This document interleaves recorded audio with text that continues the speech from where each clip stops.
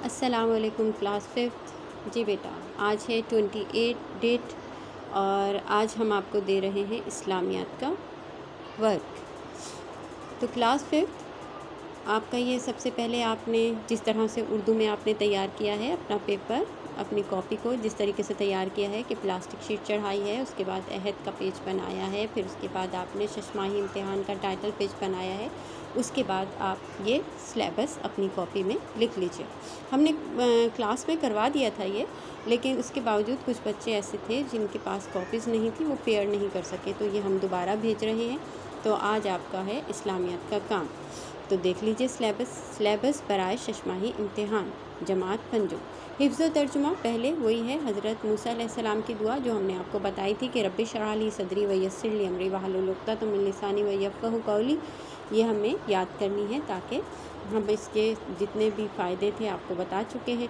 ये ज़बान की लुकनत ख़त्म करने के लिए हज़रत मूसा अलैहिस्सलाम को अल्लाह ताला की तरफ से तोहफ़ा दिया गया था और उन्हीं के तोहफ़े की वजह से आज हम बहुत सारे ऐसे बच्चे जिनको कुछ कहने में बताने में मुश्किल होती है, इस दुआ को पढ़ने से उनकी तमाम मुश्किलात ख़त्म हो जाती हैं। कलमा तैयबा, कलमा शहादत, कलमा तमजीद, कलमा तौहीद और कलमा इस्तग़फ़ार, ये आप लोगों से ज़बानी सुने जाएंगे। सूरह फलक, सूरह नास, सूरह तीन भी ज़बानी सुनी जाएगी। अस्बाकी हिस्से में आयतुल कुर्सी बमा तर्जुमा, मायने और अस्बाकी काम के शामिल होंगे।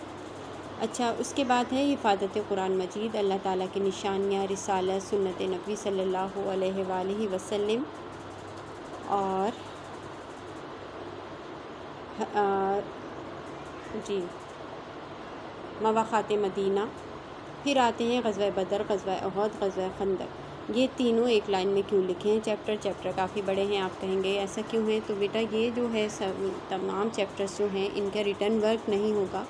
इसके लिए आपको सिर्फ क्या करना है कि आपको पूरे चैप्टर अच्छी तरीके से पढ़ने हैं और इसके हम सब ज़बानी सवालात पूछेंगे, मालूम करेंगे आपसे कि आपको पता चले कि ये वाक़या क्यों हुआ था, इसमें कितने मुसलमान फ़ौजी थे और कितने क्या कहते हैं कुफ़ार की तरफ से थे और क्या वजूहात थी जिसकी वजह से ये जंगें करने की गई। जो डिटेल आपकी के इस चैप्टर में है उसी के मुतालिक ज़बानी सवालात होंगे।